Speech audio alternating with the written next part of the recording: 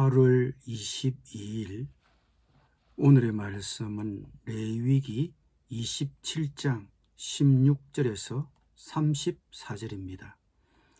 만일 어떤 사람이 자기 기업된 밭 얼마를 성별하여 여호와께 드리려 하면 마지기 수대로 내가 값을 정하되 보리 한 호멜 지기에는 은 50세겔로 계산할지며 만일 그가 그 밭을 희년부터 성별하여 드렸으면 그 값을 내가 정한 대로 할 것이요 만일 그 밭을 희년 후에 성별하여 드렸으면 제사장이 다음 희년까지 남은 연수를 따라 그 값을 계산하고 정한 값에서 그 값에 상당하게 감할 것이며 만일 밭을 성별하여 드린 자가 그것을 물으려면 내가 값을 정한 돈에 그 5분의 1을 더할지니 그리하면 그것이 자기 소유가 될 것이요 만일 그가 그 밭을 무르지 아니하려거나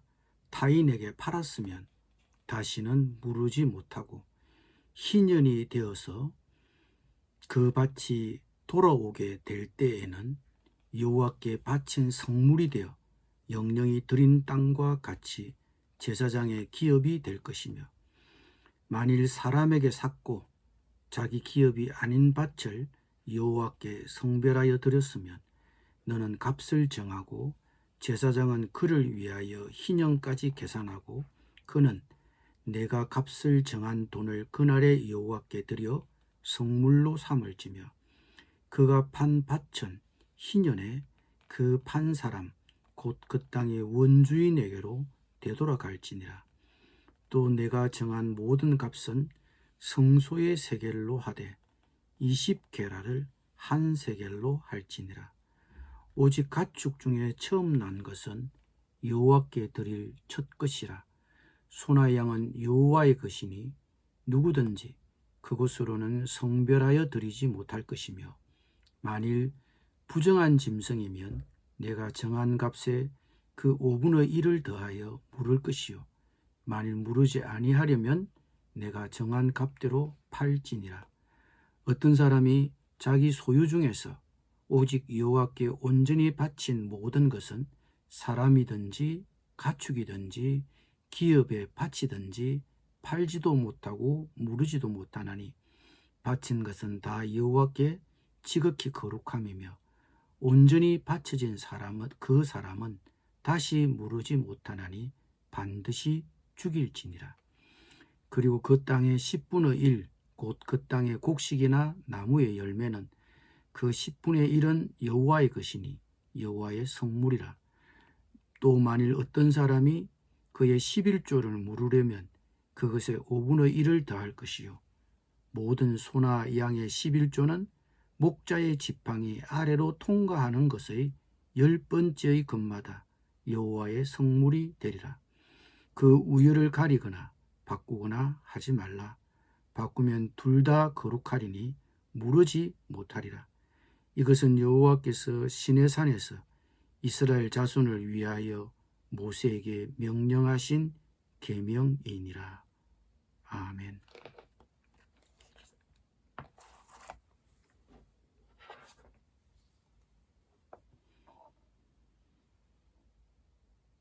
다음으로 서원으로 땅을 약속한 경우에는 두 가지 사례가 언급됩니다. 밭을 자신이 기업으로 물려받은 경우와 다른 사람에게 밭을 산 경우입니다. 밭은 여호와께 속한 것이기 때문에 오직 수확물만 여호와께 드릴 수 있습니다. 그러므로 이 밭에도 희년 규정이 적용되어 희년도 그 밭의 가격을 결정하는 고려 요인이었습니다. 바치기로 약속한 밭도 되살 수는 있지만 밭도 역시 그 값을 정한 돈에 20%를 더해서 바쳐야 원주인이 돌려받을 수 있었습니다. 그 밭을 되사지 않았거나 타인에게 팔았을 경우에는 되살 권리가 사라집니다. 만약 희년까지 기부자가 그 밭을 다시 사지 않으면 그 밭은 제사장의 소유가 되었습니다. 따라서 그 밭은 영속적으로 기부한 것이 됩니다. 물려받은 땅이 아니라 산 땅을 바치기로 서운하였으면 상황이 달라집니다. 희년이 가격 결정에 반영되지만 다시 희년이 오면 원주인에게 그 땅을 돌려주어야 했습니다. 가족의 유산이 더 중요하다는 원리였습니다. 다시 짐승의 문제를 다룹니다.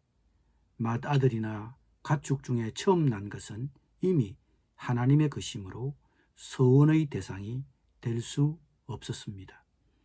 다음으로 소유물 가운데 바치기로 서원한 경우입니다. 여호와께 바친 것은 이미 여호와께 속한 것입니다. 따라서 그것은 무르지 못합니다. 즉 되살 수 없었습니다. 바친 것은 사람이든 짐승이든 땅이든 지극히 거룩한 것이 되었습니다. 29절에서 온전히 바쳐진 그 사람은 다시 무르지 못하나니 반드시 죽일지니라라고 하는 규정은 전쟁 포로의 경우를 배경으로 하는 것 같습니다. 즉 전쟁에서 하나님을 위해 특별히 헌신하거나 구별된 것은 완전히 파괴되어야 했습니다. 이것은 붙잡힌 사람, 우상 숭배자의 약탈, 우상 자체를 포함한 모든 개인 재산에 적용되었습니다. 파괴될 것이기 때문에 물을 수 없었습니다. 그들은 파멸에 봉헌하는 대상이므로 처형해야 했습니다. 마지막으로 11조의 경우입니다. 11조는 여호와의 것입니다. 그 땅의 곡식이나 나무 열매의 11조는 물을 수 있었습니다. 11조는 10분의 1을 말하며 그것의 20%를 더하면 물을 수 있었습니다. 무르는 값은 매우 비쌌습니다. 가축은 목자의 지팡이 아래로 통과하도록 해서 10번째 것마다 여호와의 성물로 삼아야 했습니다. 이렇게 성물이 된 것은 우열을 가리거나 바꿀 수 없었습니다. 정직하게 처리해야 했습니다. 혹시 바꿀 경우 두 짐승을 모두 드려야 했고 절대 물을 수 없었습니다. 희생제물과 11조에 대한 이런 원칙들은 외적 행동과 더불어 내적 태도를 장려하기 위한 것이었습니다. 마지못해 바치는 사람은 자신의 인색한 마음을 보여줍니다. 하나님은 그분께 감사하는 마음으로 절개내는 사람이 되기를 원하십니다.